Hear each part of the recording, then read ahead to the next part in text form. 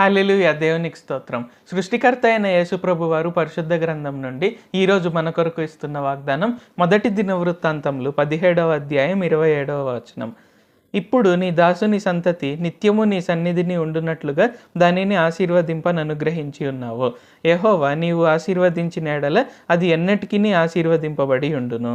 So ఈరోజు వాగ్దానం కనుక చూసుకున్నట్లయితే ఏంటంటే దేవుడైన యెహోవా వారు అంటే యేసుప్రభు వారు ఆశీర్వదించినట్లయితే ఏంటంటే అది ఎప్పటికీ నిరంతరం కూడా ఆశీర్వాదంగానే ఎంచబడుతుంది. సో ఇది యాక్చువల్గా ఇక్కడ ఏంటంటే దావీదు మాట్లాడుతున్న మాటలు అనమాట. సో ఇక్కడ ఏంటంటే దేవుడైన యెహోవా వారు ప్రవక్త అయినటువంటి నాతాను ద్వారా దావీదుకు తెలియజేస్తారనమాట. సో నీ సంతానం ఖచ్చితంగా ఎప్పుడు సింహాసనం మీదనే ఉంటారు, అంటే నీ తరంలో నుండి వచ్చే వారందరూ కూడా రాజులుగానే ఉంటారు అని ఇక్కడ దేవుడైన యెహోవా వారు దావీదుకు వాగ్దానం అనుగ్రహించారనమాట. సో దావీదు దానికి కృతజ్ఞతా భావంతో ఇలాగ ప్రార్థన చేస్తున్నప్పుడు ఈ విధంగా పలుకుతాడనమాట. సో ఇక్కడ ఏంటంటే మనం ఆ తర్వాత రోజుల్లో ఆ తర్వాత సంవత్సరాల్లో కూడా చూసుకున్నట్లయితే ఇక్కడ దావీదు సంతతి వారు పాపాలు చేస్తూ వస్తున్నా సరే ఇక్కడ ఏంటంటే ఆయన రాజుగానే వారిని ఉంచారు. అంటే ఇశ్రాయేల్ మొత్తం మీద కాకుండా యూదా గోత్రం ఒక్కదానిపైన ఆయన రాజుగా ఉంచుతూ వచ్చారనమాట. సో ఆ విధంగా ఇక్కడ దేవుడైన యెహోవా యేసుప్రభు వారు మనల్ని ఆశీర్వదించారు అని చెప్పారు కాబట్టి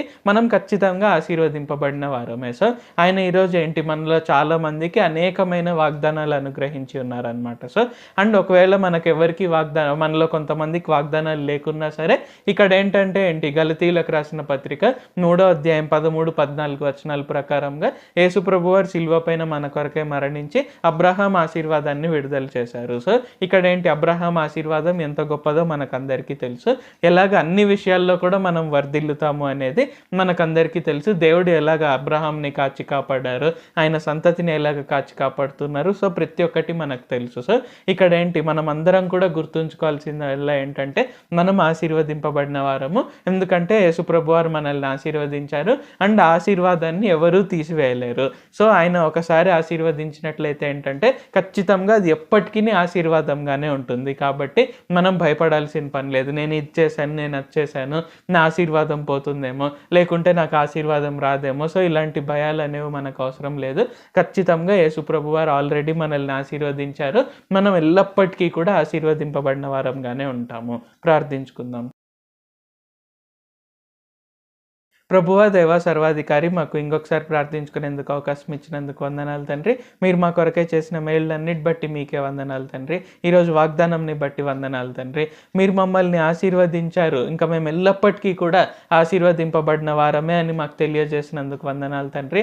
కావున ఈ ప్రార్థనలు ఎవరెవరైతే పాల్గొంటున్నారో వారు ఇంకెప్పుడు కూడా భయపడకుండా నా ఆశీర్వాదం ఏమవుతుందో, లేకుంటే దేవుడు నన్ను ఆశీర్వదించారేమో అనే భయం లేకుండా వారు ఎల్లప్పుడూ మీ పైన ధైర్యంతో వారు ఆశీర్వదింపబడిన వారే అనేక మందికి అన్ని దేశాలకు ఆశీర్వాదకరంగా జీవించుటకు సహాయం చేయండి. నజరేయుడైన సర్వశక్తిగల యేసుక్రీస్తు నామంలో ప్రార్థిస్తూ ఉన్నాం తండ్రి. ఆమేన్. Thank you Jesus. దేవుడు మిమ్మల్ని ఆశీర్వదించును గాక.